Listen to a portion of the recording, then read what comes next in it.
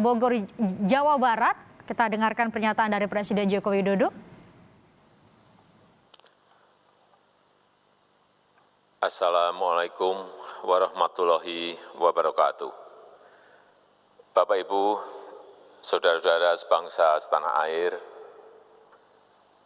pagi tadi saya telah memimpin rapat terbatas secara virtual tentang Undang-Undang Cipta Kerja bersama jajaran pemerintah dan para gubernur. Dalam undang-undang tersebut terdapat 11 klaster yang secara umum bertujuan untuk melakukan reformasi struktural dan mempercepat transformasi ekonomi. Adapun klaster tersebut adalah urusan penyederhanaan perizinan, urusan persyaratan investasi, urusan ketenagakerjaan, urusan pengadaan lahan, urusan kemudahan berusaha, urusan dukungan riset dan inovasi, urusan administrasi pemerintahan, urusan pengenaan sanksi, urusan kemudahan pemberdayaan dan perlindungan UMKM, urusan investasi dan proyek pemerintah, serta urusan kawasan ekonomi. Dalam rapat terbatas tersebut, saya tegaskan mengapa kita membutuhkan Undang-Undang Cipta Kerja. Pertama, setiap tahun ada sekitar 2,9 juta penduduk usia kerja baru, anak muda yang masuk ke pasar kerja, sehingga kebutuhan atas lapangan kerja baru sangat-sangat mendesak. Apalagi di tengah pandemi, terdapat kurang lebih 6,9 juta pengangguran dan 3,5 juta pekerja terdampak pandemi COVID-19. Dan sebanyak 87% dari total penduduk bekerja memiliki tingkat pendidikan setingkat SMA ke bawah, di mana 39% berpendidikan sekolah dasar, sehingga perlu mendorong penciptaan lapangan kerja baru, khususnya di sektor padat karya. Jadi, Undang-Undang Cipta Kerja bertujuan untuk menyediakan lapangan kerja sebanyak-banyaknya bagi para pencari kerja serta para pengangguran. Kedua, dengan Undang-Undang Cipta Kerja akan memudahkan masyarakat, khususnya usaha mikro kecil, untuk membuka usaha baru. Regulasi yang tumpang tindih dan prosedur yang rumit dipangkas. Perizinan usaha untuk usaha mikro kecil (UMK) tidak diperlukan lagi, hanya pendaftaran saja. Sangat simpel. Pembentukan PT atau perseroan terbatas juga dipermudah. Tidak ada lagi pembatasan modal minimum. Pembentukan koperasi juga dipermudah. Jumlahnya hanya 9 orang saja. Koperasi sudah bisa dibentuk. Kita harapkan akan semakin banyak koperasi-koperasi di tanah air. UMK, usaha mikro kecil, yang bergerak di sektor makanan dan minuman, sertifikasi halalnya dibiayai pemerintah, artinya gratis. Izin kapal nelayan penangkap ikan misalnya, hanya ke unit kerja Kementerian KKP saja. Kalau sebelumnya harus mengajukan ke Kementerian KKP, Kementerian Perhubungan, dan instansi-instansi yang lain. Sekarang ini cukup dari unit di Kementerian KKP saja. Ketiga, Undang-Undang Cipta Kerja ini akan mendukung upaya pencegahan dan pemberantasan korupsi. Ini jelas karena dengan menyederhanakan, dengan memotong, dengan mengintegrasikan ke dalam sistem perizinan secara elektronik, maka pungutan liar, pungli dapat dihilangkan. Namun, saya melihat adanya unjuk rasa penolakan Undang-Undang Cipta Kerja yang pada dasarnya dilatar belakangi oleh disinformasi mengenai substansi dari undang-undang ini dan hoax di media sosial.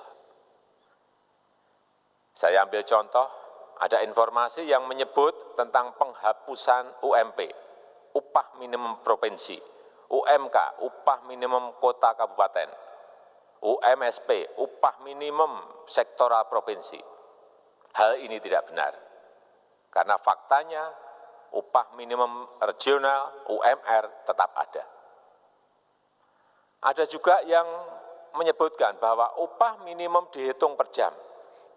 Ini juga tidak benar. Tidak ada perubahan dengan sistem yang sekarang. Upah bisa dihitung berdasarkan waktu dan berdasarkan hasil.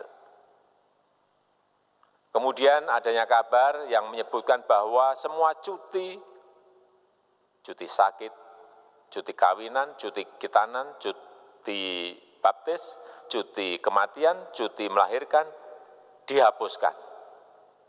Dan tidak ada kompensasinya. Saya tegaskan juga ini tidak benar. Hak cuti tetap ada dan dijamin. Kemudian apakah perusahaan bisa mem-PHK kapanpun secara sepihak? Ini juga tidak benar.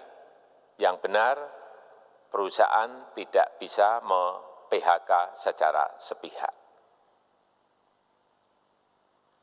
Kemudian juga pertanyaan mengenai benarkah jaminan sosial dan kesejahteraan lainnya hilang. Yang benar, jaminan sosial tetap ada. Yang juga sering diberitakan tidak benar adalah mengenai dihapusnya AMDAL, analisis mengenai dampak lingkungan. Itu juga tidak benar. AMDAL tetap ada. Bagi industri besar harus studi AMDAL yang ketat. Tetapi bagi UMKM lebih ditekankan pada pendampingan dan pengawasan. Ada juga berita mengenai Undang-Undang Cipta Kerja ini mendorong komersialisasi pendidikan. Ini juga tidak benar. Karena yang diatur hanyalah pendidikan formal di kawasan ekonomi khusus, di KEK. Sedangkan perizinan pendidikan tidak diatur di dalam Undang-Undang Cipta Kerja ini. Apalagi perizinan untuk pendidikan di pondok pesantren. Itu tidak diatur sama sekali dalam Undang-Undang Cipta Kerja ini. Dan aturannya yang selama ini ada tetap berlaku. Kemudian diberitakan bahwa keberadaan bank tanah. Bank tanah ini diperlukan untuk menjamin kepentingan umum, kepentingan sosial, kepentingan pembangunan nasional, pemerataan ekonomi, dan konsolidasi lahan serta reforma agraria. Ini sangat penting untuk menjamin akses masyarakat terhadap kepemilikan tanah, kepemilikan lahan, dan kita selama ini tidak memiliki bank tanah. Saya tegaskan juga bahwa Undang-Undang Cipta Kerja ini tidak melakukan resentralisasi kewenangan dari pemerintah daerah ke pemerintah pusat. Tidak ada. Perizinan berusaha dan pengawasannya tetap dilakukan oleh pemerintah daerah sesuai dengan NSPK, norma, standar, prosedur, dan kriteria yang ditetapkan pemerintah pusat. Ini agar dapat tercipta standar pelayanan yang baik di seluruh daerah dan penetapan NSPK ini dapat nanti akan diatur di dalam PP atau peraturan pemerintah. Selain itu, kewenangan perizinan untuk non-perizinan berusaha tetap ada di Pemda, sehingga tidak ada perubahan. Bahkan kita melakukan penyederhanaan, melakukan standarisasi jenis dan prosedur berusaha di daerah. Dan perizinan berusaha di daerah diberikan batas waktu. Ini yang penting di sini. Jadi ada service level of agreement. Permohonan perizinan dianggap disetujui bila batas waktu telah terlewati. Saya perlu tegaskan pula bahwa Undang-Undang Cipta Kerja ini memerlukan banyak sekali peraturan pemerintah atau PP dan peraturan presiden atau Perpres. Jadi setelah ini akan muncul PP dan Perpres yang akan kita selesaikan paling lambat 3 bulan setelah diundangkan.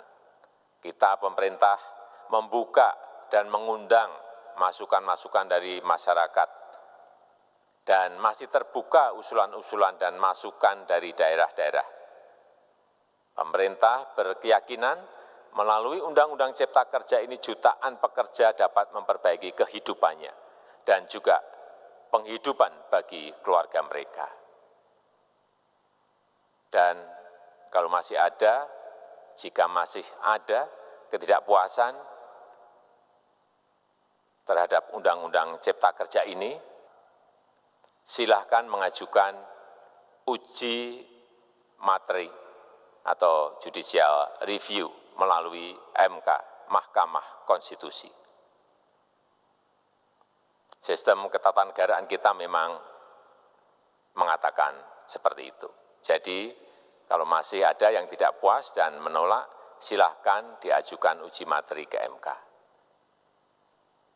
Saya rasa itu yang bisa saya sampaikan pada kesempatan yang baik ini. Terima kasih. Wassalamualaikum warahmatullahi wabarakatuh.